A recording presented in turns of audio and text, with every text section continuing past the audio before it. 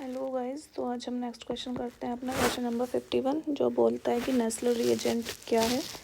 तो Nestle reagent K2HgI4 है, किसके अंदर KOH के अंदर पोटेशियम हाइड्रोक्साइड का एक सॉल्यूशन होता है और ये अमोनियम आयन के डिटेक्शन के लिए यूज़ होता है।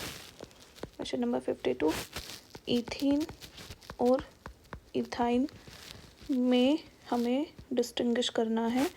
इन की हेल्प से हमें बताना है कि कौन सा बता पाएगा ईथीन और इथाइन में, कौन बता पाएगा कि कौन ईथीन है और कौन इथाइन है। तो देखो, जो ये Br2CCl4 है, ये दोनों से रिएक्ट कर लेता है, ईथीन से भी और इथाइन से भी। इसके साथ में ये देगा 1,2 डाइब्रोमोइथेन, इसके साथ में ये देगा 1,1,2,2 टेट्राब्रोमोइथेन। सेकंड में KOH और KMNO4 है, तो KOH और KMNO4 के साथ में जो ईथीन है वो अल्कोहल देगी और जो इथाइन है वो कार्बोक्सिलिक एसिड देगा। लेकिन जो अमोनिएटेड AgNO3 है, ये क्या है, जब तुम इसके रिएक्शन कराओगे इथाइन के साथ में, तो ये है AgNO3 और NH4OH। तो यहाँ पे जो टर्मिनल हाइड्रोजन है वो हटके यहाँ पर Ag लग जाएगा, NH4NO3। लेकिन वहीं जब तुम इसके रिएक्शन करवाओगे इथीन के साथ में, तो इथीन के साथ में ये कोई रिएक्शन नहीं देगा, नो रिएक्शन। तो अमोनिएटेड AgNO3 डिस्टिंग्विश कर देगा इथीन और इथाइन में। कैसे कि वो इथीन के साथ में कोई रिएक्शन नहीं देगा और इथाइन के साथ में वो रिएक्शन देगा, जबकि ये तीनों इथीन और इथाइन दोनों के साथ में रिएक्शन करेंगे। Ethyl alcohol is obtain by reduction of acetaldehyde with reagent. तो हमें बताना है कि इथाइल अल्कोहल जो है वो ऑब्टेन होगी रिडक्शन ऑफ एसिटाल्डिहाइड। तो CH3 CHO और इससे हमें C2H5OH इथाइल अल्कोहल मिल रही है। तो एल्डिहाइडिक ग्रुप का रिडक्शन हो रहा है CH2OH के अंदर। तो कौन हेल्पफुल होगा? हाइड्रोजन और निकल के प्रेजेंस में। ये तुम्हारा क्लीमेंशन रिडक्शन है, ये जो डायरेक्ट CO को CH3 ग्रुप में चेंज करता है। तो ये तीनों नहीं होंगे, फर्स्ट वाला ही होगा। Question number 54, which one of the following is a nucleophile. तो न्यूक्लियोफाइल क्या होता है? जिसके पास लोन पेयर्स ऑफ इलेक्ट्रॉन्स होते हैं या जिसका ऑक्टेट कंप्लीट होता है। तो देखो, NH3 के पास लोन पेयर्स ऑफ इलेक्ट्रॉन है, यही है न्यूक्लियोफाइल। BF3 देखो, इसका ऑक्टेट कंप्लीट नहीं है, इसके पास एम्प्टी ऑर्बिटल्स हैं। FeCl3 के पास भी, SO3 के पास भी, ये भी इलेक्ट्रोफाइल की तरह ही काम करेगा, क्योंकि इनके पास एम्प्टी ऑर्बिटल्स हैं, ये इलेक्ट्रॉन्स एक्सेप्ट कर लेंगे। वहीं NH3 जो है उसके पास इलेक्ट्रॉन सिर्फ देने के लिए है। Question number 55, a nucleophilic reagent is. तो न्यूक्लियोफाइल क्या होता है? जो अपनी इलेक्ट्रॉन डेंसिटी को डोनेट कर सकता है। और बेस क्या होता है? बेस भी जो अपनी इलेक्ट्रॉन डेंसिटी को डोनेट कर दे। एक न्यूक्लियोफाइल क्या होता है? जो अपनी इलेक्ट्रॉन डेंसिटी I लेके, और जहाँ पे उसको दिख रहा है कि वो अपनी इलेक्ट्रॉन डेंसिटी दे सकता है, अटैक कर सकता है, वो वहाँ पे अटैक कर देता है। सपोज करो यहाँ पे CO है, तो ये यहाँ पे अटैक कर देगा। तो nucleophile is a Lewis base. Which one of the following is not an electrophile. तो इलेक्ट्रोफाइल क्या होता है? जिसके पास एक्सेप्ट करने के लिए ऑर्बिटल्स हों इलेक्ट्रॉन्स को। तो देखो, BF3 के पास भी है और इसका ऑक्टेट भी कंप्लीट नहीं है, ये 6 इलेक्ट्रॉन्स हैं इसके पास। कार्बीन भी एक इलेक्ट्रोफाइल है, SiF5 के पास भी ये भी एक इलेक्ट्रोफाइल है। तो H- ही बचा, H- ही एक न्यूक्लियोफाइल की तरह एक्ट करेगा। Which of the following can be used as dehydrating agent, मतलब कौन इनमें से वाटर को निकाल सकते हैं, इसका प्रोटोनेशन करा देंगे।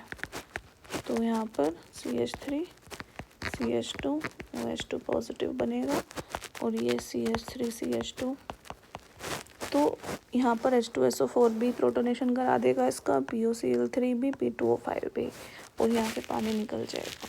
तो all of this. Question number 58, deviation from Markovnikov rule occur in presence of. So Markovnikov का जो उल्टा होता है वो पेरोक्साइड की प्रेजेंस में एंटी मार्कोनिकॉफ रूल होता है। The compound one butyne and two butyne can be distinguish by using. तो अभी हमने पढ़ा था कि 1-ब्यूटाइन अभी हमने इथीन और इथाइन का पढ़ा था, तो उसमें इसके साथ में तो रिएक्शन जा रही थी बट इसके साथ में नहीं जा रही थी। अब यह है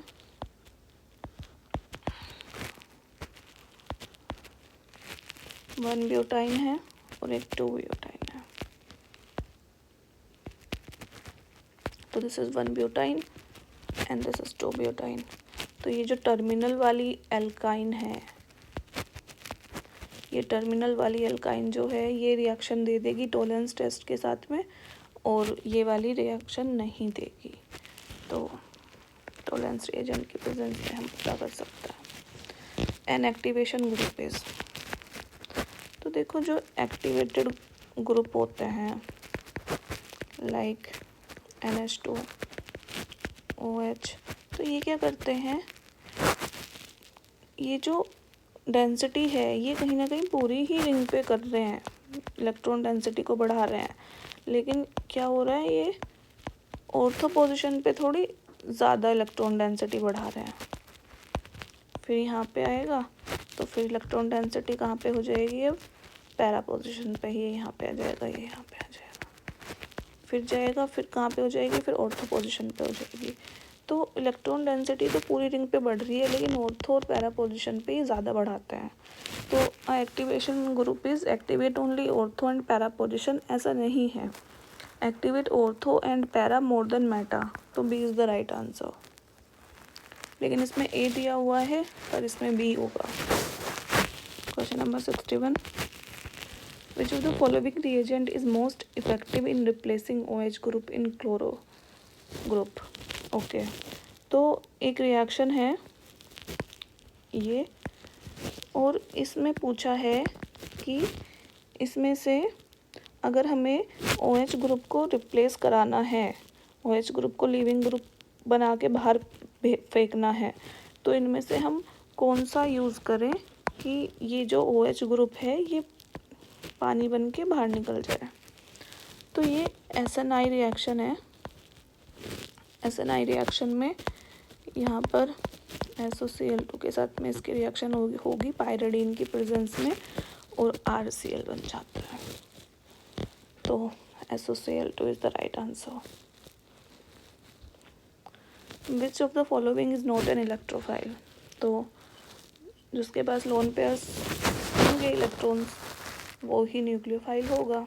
तो NH3 के पास ही लोन पेयर ऑफ इलेक्ट्रॉन्स हैं देने के लिए, तो ये है nucleophile.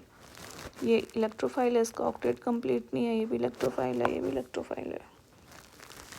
Nitration of benzene by nitric acid and sulphuric acid is. So nitration कराना है बेंजीन रिंग का, इसके प्रेजेंस में, HNO3 की प्रेजेंस में और H2SO4 की प्रेजेंस में। तो ये दोनों आपस में रिएक्ट करके एक इलेक्ट्रोफाइल जनरेट करेंगे NO2+, और फिर उसकी रिएक्शन होगी इस बेंजीन रिंग के साथ में, और यहाँ पर इस H के साथ में ये सब्स्टिट्यूट हो जाएगा, यहाँ पे NO2 ग्रुप जुड़ जाएगा। तो it's a electrophilic substitution reaction. Question number 64, ये नेबरिंग ग्रुप पार्टिसिपेशन से क्वेश्चन है और नेबरिंग ग्रुप पार्टिसिपेशन जो है वो रिटेंशन ऑफ कॉन्फ़िगरेशन से प्रोसीड होती है। तो ये बोल रहे हैं कि विच of the following compound does not undergo nucleophilic substitution on reacting with aqueous sodium hydroxide. इनमें से कौन सी रिएक्शन नहीं देगी NaOH के साथ में अगर हम रिएक्ट करवाएंगे तो देखो यहाँ पर जो ये Br लगा हुआ है, तो जनरली क्या होता है कि NaOH लगा होता है तो वो OH माइनस या तो ये SN1 के थ्रू प्रोसीड कर सकती है कि यहाँ पे कार्बोकैटायन लग जाए, या फिर ये बैक साइड से एक ही स्टेप में प्रोसीड कर देगी कि फिर यहाँ पे Br क्या लग जाए, OH लग जाए। लेकिन ये रिएक्शन ना ऐसे जाती है ना ऐसे जाती है, क्योंकि यहाँ पे कार्बोकैटायन नहीं बन सकता।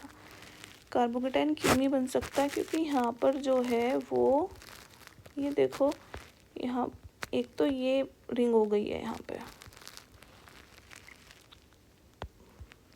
एक ये रिंग है, एक ये रिंग है और ये एक ऊपर 3 मेंबर्ड रिंग भी है। तो यहाँ पर अराउंड 60 डिग्री का एंगल होता है और हमें यहाँ पर कार्बोकैटायन बनाने के लिए 120 डिग्री का एंगल चाहिए, जो कि पॉसिबल नहीं है। तो यहाँ पर कार्बोकैटायन फॉर्म नहीं हो सकता, यहाँ पे प्लेनैरिटी नहीं आ सकती, तो इसलिए ना यहाँ पे SN1 होगी। और SN2 के लिए क्या है कि ये बैक साइड से अटैक करे, लेकिन यहाँ पर बैक साइड से अटैक करने के लिए हिंड्रेंस होता है, तो बैक साइड अटैक भी नहीं होगा, तो ना यहाँ पर SN1 हो पाती और ना SN2, तो इसलिए बी वाला ही है जो रिएक्ट नहीं करेगा। Question number 65, the compound that undergo acetolysis most rarely. तो एसिटोलाइसिस मोस्ट रेयरली किसका होगा? देखो यहाँ पर ये एसिड पर अटैक कर देता है और OTS टोसाइलेट ग्रुप है, बहुत अच्छा लिविंग ग्रुप है, बाहर चला जाता है। लेकिन सबसे ज़्यादा अच्छा होगा इस वाले में, क्यों? क्योंकि यहाँ पर 2 Me ग्रुप लगे हैं और ये बहुत इलेक्ट्रॉन रिच एल्कीन हो गई है, तो ये इजीली अटैक करके OTS को बाहर निकाल देगी। तो D is the right answer. Question number 66, the compound which on reacting with bromine undergo electrophilic substitution with retention of configuration. तो क्वेश्चन नंबर 66 में बताना है कि कौन सी इनमें से रिएक्शन ऐसी है जो ब्रोमीन के साथ में इलेक्ट्रोफिलिक सब्स्टिट्यूशन रिएक्शन इजीली दे देगी रिटेंशन ऑफ कॉन्फिगरेशन के साथ में। NGP में रिटेंशन ऑफ कॉन्फिगरेशन ही होता है, तो यहाँ पर बी ऑप्शन होगा, क्योंकि यहाँ पर HgBr के साथ में ये यहाँ से निकल के और यहाँ पर फिर Br लग जाएगा। B is the right answer. Question number 67, यहाँ पर ये एक रिंग है, यहाँ पर OH लगा हुआ है और उसके बाद में यहाँ पर ये रिंग जो है ऐसे एक रिंग और बन गई है इसके अंदर। तो ये कैसे प्रोसीड हुई है? तो देखो ये रिएक्शन जो है लेड टेट्रा एसीटेट की प्रेजेंस में प्रोसीड हुई है, ये फ्री रेडिकल के थ्रू गई है। रिएक्शन मैकेनिज्म इसका यहाँ से कैसे गया है, और ये 1 2, सबसे पहले तो यहाँ पर फ्री रेडिकल जनरेट हुआ है,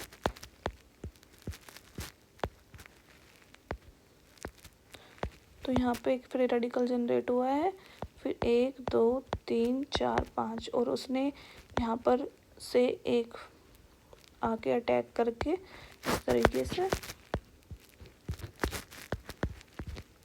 और यहाँ से जुड़ गया है, यहाँ पे फ्री रेडिकल फिर अगले स्टेप में कंप्लीट हो गया है। तो लेड टेट्रा एसीटेट इसका आंसर है। जो सेलेनियम ऑक्साइड है ये एलाइलिक पोजीशन पे काम करती है। जो एसिडिक डाइक्रोमेट है ये यहाँ पर जो OH बॉन्ड है इसकी जगह डबल बॉन्ड CO कर देता ऐसे कुछ, तो ये भी नहीं जाएगा। और ऑस्मियम टेट्रा ऑक्साइड जो है वो डबल बॉन्ड पे अटैक होता है उसका, वो वहाँ पे OH ग्रुप छोड़ देता है। तो lead tetra acetate is the right answer. The reaction intermediate of E one CB reaction is. E one C B reaction में हमें इंटरमीडिएट बताना है। तो इवन सी बी जो रिएक्शन है इसके अंदर क्या होता है, यहाँ पर सपोज करो कोई लिविंग ग्रुप है और यहाँ पे हाइड्रोजन है, तो फर्स्ट स्टेप के अंदर क्या होगा कि ये जो यहाँ पर बेस है, ये बेस यहाँ से प्रोटॉन को उठा के और यहाँ पर ये बनाता है। दूसरे स्टेप में ये कार्बोनाइन यहाँ से लिविंग ग्रुप को बाहर निकाल देता है और यहाँ पर एल्कीन का फॉर्मेशन हो जाता है। तो रिएक्शन इंटरमीडिएट जो है इसमें वो कार्बोनाइन होता है। The correct order of stability of given carbocation, तो स्टेबिलिटी ऑर्डर बताना है कार्बोकैटायन का। तो सबसे ज़्यादा बी में होगा, क्यों? क्योंकि ये 3 मेंबर्ड रिंग जो है हाईली स्ट्रेन होती है और ये खुलना चाहती है, तो इस वजह से कार्बोकैटायन यहाँ सबसे ज़्यादा स्टेबल करता है। फिर सी में होगा और फिर ए में होगा। B is the right answer. Benzyne intermediate can be trapped by which of the following. So ये जो बेंजाइन इंटरमीडिएट है, ये रिएक्शन कुछ इस तरीके से चलती है। एक्चुअली ये 4+2 साइक्लो एडिशन रिएक्शन होती है। ये यहाँ पे अटैक करता है, ये यहाँ जाता है, ये यहाँ पे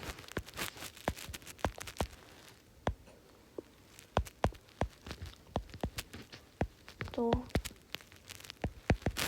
ये कुछ इस तरीके से रिंग यहाँ पर बेंजीन रिंग जुड़ जाती है।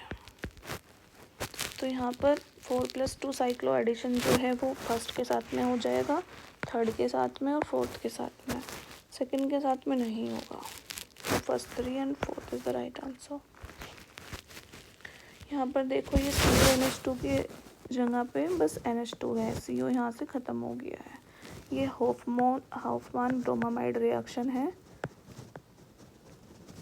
और ये रिएक्शन जो है वो नाइट्रीन के थ्रू होती है। तो सबसे पहले CH3 CH2 CO NH2 है, ये बेस की प्रेजेंस में होती है और Br2 की प्रेजेंस में। तो सबसे पहले यहाँ पर बेस जो है इसका प्रोटॉन उठाएगा और यहाँ पर NH- बनाता है। फिर ये Br2 के साथ में रिएक्शन करके एक Br को बाहर निकाल देता है। तो CH3 CH2 CO NH Br बन जाता है। नेक्स्ट स्टेप में फिर से बेस आएगा और वो यहाँ से प्रोटॉन उठाएगा, ये वाला जो अब एक हाइड्रोजन है, और यहाँ से फिर ये इस तरीके से बाहर निकाल के नाइट्रीन बना लेगा।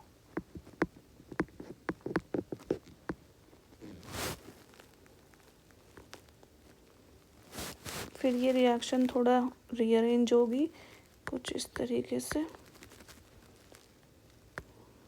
ये जो है यहाँ पे नाइट्रीन बनेगी, ये यहाँ पे जाएगा और ये यहाँ पे जाएगा। तो ये C double bond O double bond N CH3 CH2 और फिर वाटर आके यहाँ पे अटैक करेगा। तो यहाँ पर ये CH3 CH2 और NH2 बन जाएगा।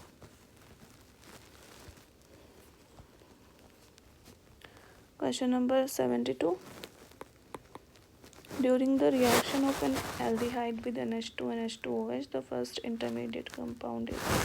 तो अगर हम एल्डिहाइड के साथ में NH2OH की रिएक्शन कराएं, ये वोल्फ-किर्शनर रिडक्शन है। तो यहाँ पर ये N के लोन पेयर्स आते हैं और यहाँ पे अटैक करते हैं।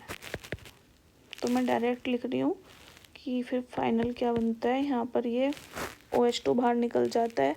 जब पहली बार अटैक होगा तो ये कुछ ऐसे यहाँ पे OH और NH2 बनेगा, ये N के लोन पेयर इसको बाहर निकाल देंगे। तो C डबल बॉन्ड NH बनेगा। तो देखो यहाँ पे कौन सी, देखो ये B वाला है यहाँ पे। सो B is the right answer. 73। अगर नाइट्रोबेंजीन की रिएक्शन, ये नाइट्रोबेंजीन है, इसकी रिएक्शन तुम जिंक और डस्ट की प्रेजेंस में NaOH के साथ में कराओगे तो ये बनेगा कुछ ऐसे NH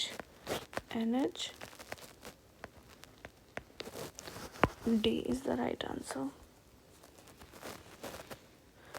तो अगर एलानिन जो है वो एलानिन हाइड्रोक्लोराइड को तुम ट्रीट कराओगे बेस के 2 इक्विवेलेंट बेस के साथ में, तो वो प्रोटॉन कहाँ कहाँ से उठाएगा।